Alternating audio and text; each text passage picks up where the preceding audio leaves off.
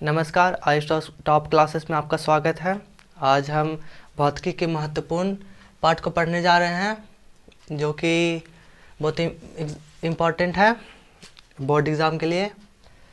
तो फर्स्ट है, प्रकाश वर्ष का मात्रक क्या है। तो प्रकाश वर्ष दूरी का मात्रक है। प्रकाश वर्ष बराबर कितना होता है।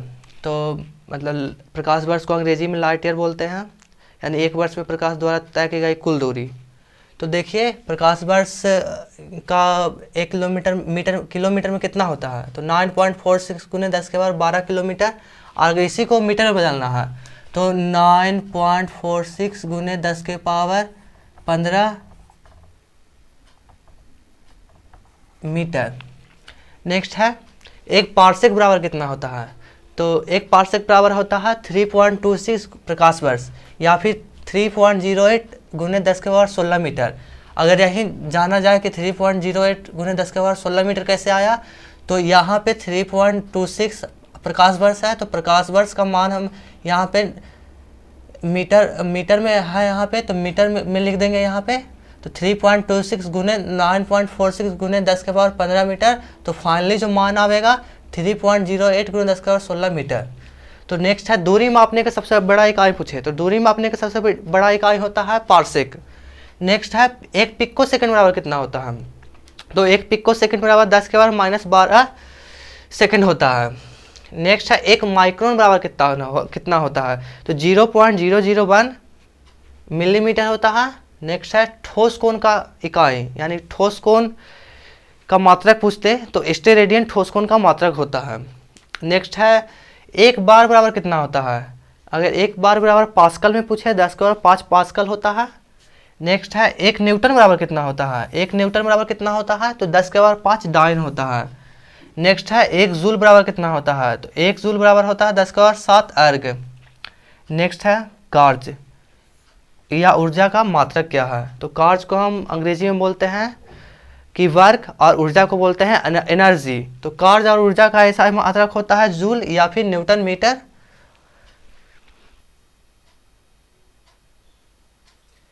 नेक्स्ट है, वेग तथा त्वरण का मात्रक क्या होता है। तो वेग तथा त्वरण का मात्रक होता है, वेग तथा त्वरण का मात्रक में क्रमशः मीटर प्रति सेकंड तथा मीटर प्रति सेकंड स्क्वायर। तो मीटर प्रति सेकंड वेग का मात्रक हो जाएगा और त्वरण का मात्रक मीटर प्रति सेकंड स्क्वायर होता है। एंगस्ट्रम क्या है। तो एंगस्ट्रम लंबाई का मात्रक है। एंगस्ट्रम इकाई, तो लंबाई का मात्रक होता है एंगस्ट्रम इकाई लंबाई का। और कोणीय वेग की इकाई क्या होता है। तो कोणीय वेग का इकाई रेडियन प्रति सेकंड होता है। नेक्स्ट है, एक एंगस्ट्रम बराबर होता है। तो एक एंगस्ट्रम बराबर 10⁻10 मीटर होता है। नेक्स्ट है, ऊपर फेंकी जाने वाले वस्तु का त्वरण कितना होता है। ऊपर जब हम वस्तु को फेंकेंगे तो उसका त्वरण कितना होगा। तो उसका जो त्वरण होता है ऋणात्मक होता है, यानी निगेटिव मान प्रस्तुत करता है। अब जैसे 1 kg बस राशि है, उसका अगर हमको वजन पूछना है, अगर 1 kg राशि का हमको वेट निकालना है तो उसका किससे गुना करेंगे। तो 9.8 न्यूटन। तो नेक्स्ट है, एक वस्तु का अधिकतम भार होता है। तो कहाँ होता है एक वस्तु का अधिकतम भार, कहाँ होता है। तो वायु में एक वस्तु का अधिकतम भार होता है, कैसे कि जल इस वगैरह वगैरह में जो भार होता है वो कम होता है। तो सबसे ज़्यादा भार होता है वो वायु में होता है। हम जहाँ भी उठाते हैं वजन को वायु में, तो अधिकतम भार होता है। नेक्स्ट है, किसी पिंड के द्रव्यमान तथा वेग के गुणनफल को क्या कहते हैं। तो किसी पिंड के द्रव्यमान और वेग के गुणनफल को कहते हैं संवेग। तो ये संवेग का डिफिनेशन भी हो गया और फिर ये ऑब्जेक्टिव में भी आ जाएगा। तो संवेग किसे कहते हैं। तो किसी पिंड के द्रव्यमान तथा वेग के गुणनफल को संवेग कहते हैं। और संवेग का तो मात्रक होता है, यूनिट क्या होता है। तो मीटर प्रति सेकंड स्क्वायर। नेक्स्ट है, गति का नियम दिया था। तो गति का नियम किन्होंने दिया है। तो न्यूटन ने दिया है। और गति का नियम कितने है। तो गति के नियम 3 नियम है। नेक्स्ट है, प्रक्षेप्य पथ क्या है। तो प्रक्षेप्य पथ होता है, तो प्रक्षेप्य पथ हम कुछ पूछे कि प्रक्षेप्य पथ क्या होता है। तो प्रक्षेप्य पथ परवलयाकार होता है। प्रक्षेप्य पथ होता है तो प्रक्षेप्य पथ परवलयाकार होता है। अब हमें नेक्स्ट है कि रॉकेट का पलायन आधारित होता है। तो रॉकेट का पलायन न्यूटन के तीसरा नियम से होता है।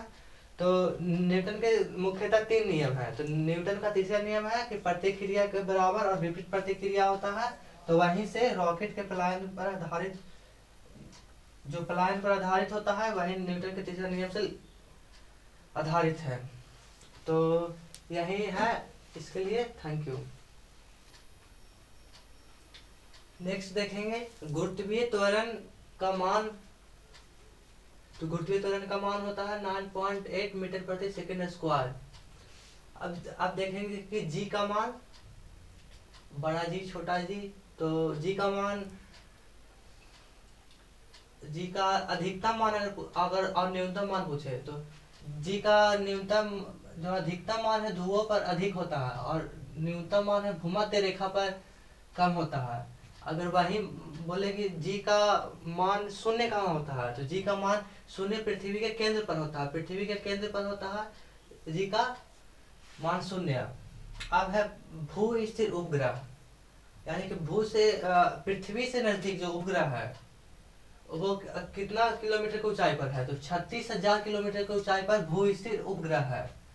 अब देखेंगे कि भू स्थिर उपग्रह का परिक्रमण काल कितना होता है, कितना घंटा का होता है। तो भू स्थिर उपग्रह का परिक्रमण काल 24 घंटा का होता है।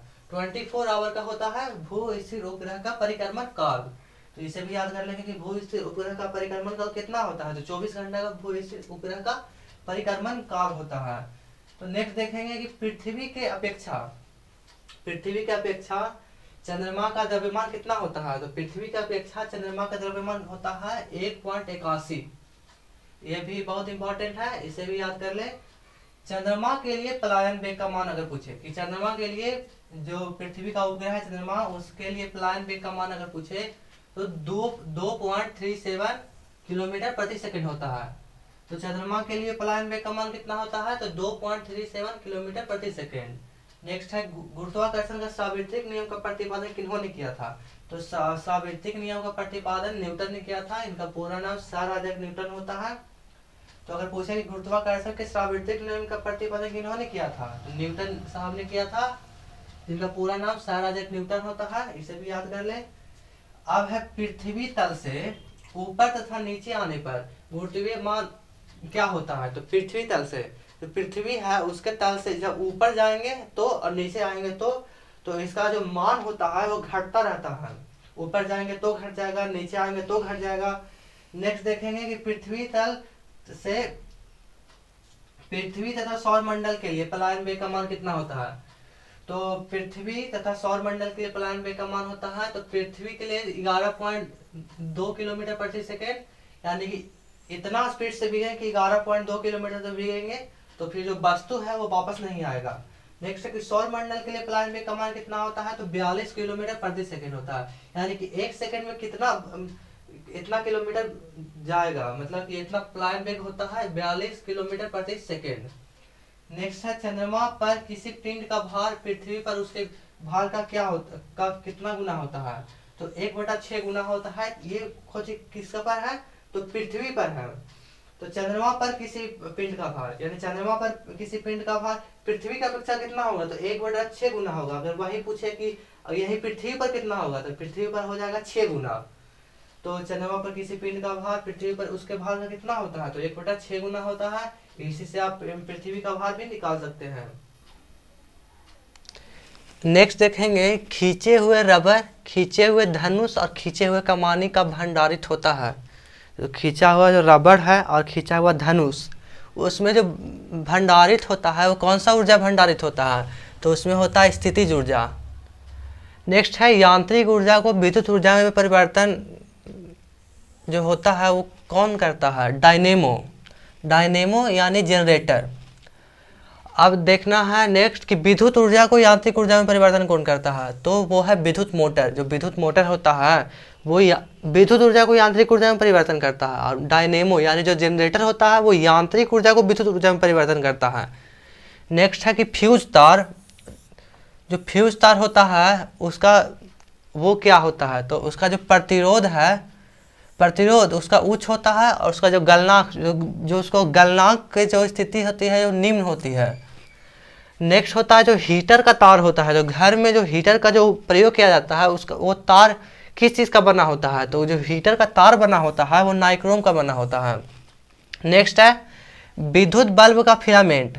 विद्युत बल्ब का फिलामेंट किस चीज़ का बना होता है, तो विद्युत बल्ब का फिलामेंट टंगस्टन का बना होता है। इसे भी बहुत ध्यान रखने की ज़रूरत है। जो कांच का जो बल्ब होता है वो किस उसमें जो फिलामेंट लगा होता है, जो झिल्ली टाइप का लगा होता है, वो किस चीज़ का बना होता है, तो वो टंगस्टन का बना होता है। नेक्स्ट है हाइड्रोलिक ब्रेक आधारित होता है, तो हाइड्रोलिक ब्रेक जो आधारित होता है वो पास्कल के नियम पर आधारित होता है।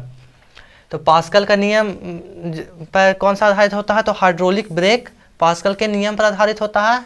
नेक्स्ट है अंतरिक्ष यात्री को आकाश कैसा दिखाई देता है, तो अंतरिक्ष यात्री है जिसको आकाश काला दिखाई पड़ता है।